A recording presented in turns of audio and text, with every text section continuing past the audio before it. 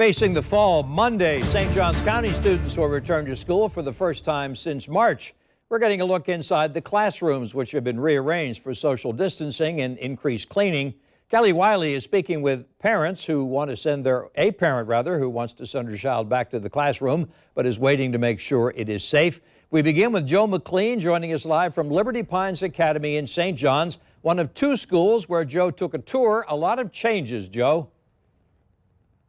A lot of changes, Tom. Yes, we checked inside Liberty Pines here as well as Valley Ridge Academy, and we noticed almost an entirely different school environment. From spaced out desks, marked lanes in the hallways, it's clear this school year is going to be like no other before.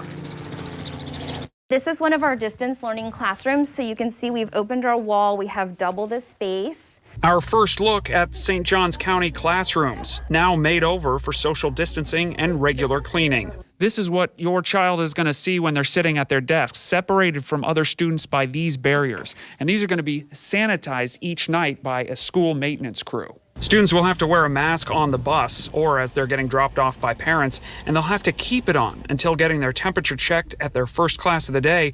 Then they'll take a seat behind the desk shields. If I'm sitting down right here, we've got this barrier in between us, so I can take off my mask. We can take our masks off if I was a student. That's right. The good thing about this classroom, the way it's set up, is this is going to be your desk always. Okay. So even if we change the layout of the classroom, your desk will move with you. There will only be 18 students per classroom, and each one will be provided a mask to wear if they don't have one or they lose theirs. Also, classrooms and hallways are stocked up with hand sanitizer, and high-touch areas will have an extra layer of protection. All of our desks have been sprayed, all of the surfaces they'll be touching with an OmniShield Protect.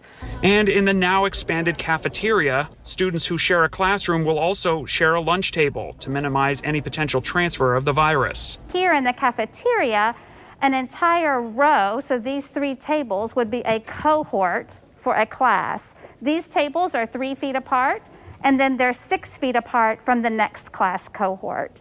Even when walking the hallways, the schools have markers on the floor to direct foot traffic, again, to help kids remember to keep their distance. While teachers will be reminding their students often about social distancing, masks, and hand washing, there's also an abundance of signage in the classrooms and hallways to keep the message in mind. And the district is also closing off the buildings to any non-essential visitors. So parents, if you're here to drop off your kids, you won't be able to escort them into their classrooms. You have to stay outside. Another important reminder from the district is they're urging families to self-check their students before sending them to school. And of course, obviously, keep them at home if there's any symptoms or exposure to COVID-19. Reporting live, I'm Joe McLean, Channel 4, the local station.